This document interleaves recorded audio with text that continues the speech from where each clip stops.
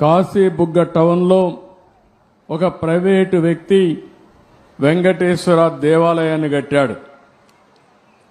అక్కడి నుంచి కార్తీక మాసం ఈరోజు చాలామంది అక్కడ దర్శనానికి వెళ్ళిపోయారు. కనీసం ఆయన చేసినప్పుడు పోలీసుకు కూడా చెప్పలేదు. చెప్పుంటే పోలీసు ప్రొటెక్షన్ పెట్టి ఎక్కడికక్కడ కంట్రోల్ చేసేవారం.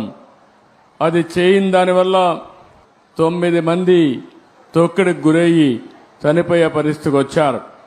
5 మందికి ఇంజరీస్ కూడా అయినాయి. ఇది చాలా బాధాకరం.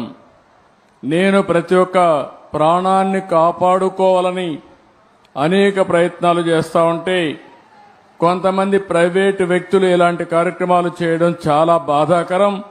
దీన్ని నేను చాలా తీవ్రంగా ఖండిస్తున్నా.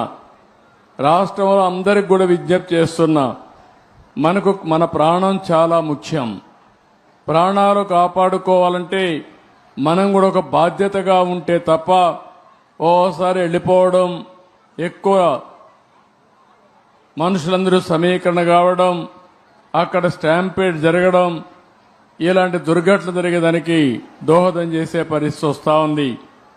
ఏదేమైనా మనం గుర్తుపెట్టుకోవాల్సింది, అమాయకులు చనిపోయారు. నేను చాలా బాధపడుతున్నా. అందుకని ఈ దుర్ఘటన పట్ల చాలా సీరియస్గా తీసుకుంటూ ఎవరైతే దానికి కారకులో వాళ్ళందరినీ కూడా ఇమ్మీడియట్గా కస్టడీలో తీసుకుని పూర్తి విచారణ చేసి తర్వాత ఏం చేయాలో తదుపరి చర్యలు చేపడతాం. ఇలాంటి సంఘటనలు ఈ రాష్ట్రంలో జరగడానికి వీలు లేదు.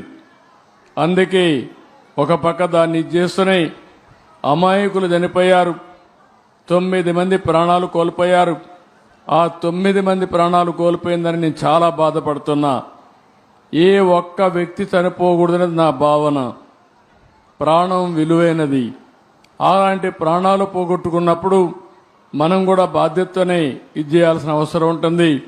అలాంటి కుటుంబాలకు నా ప్రగాఢ సానుభూతి తెలియజేసుకుంటూ చనిపోయిన వాళ్ళందరికీ మన నివాళులు అర్పిస్తూ వాళ్ళ ఆత్మకు శాంతి కలగాలని, అది కూడా దేవుని సన్నిధిలో చనిపోయారు, దేవుని కోసరం పోయారు.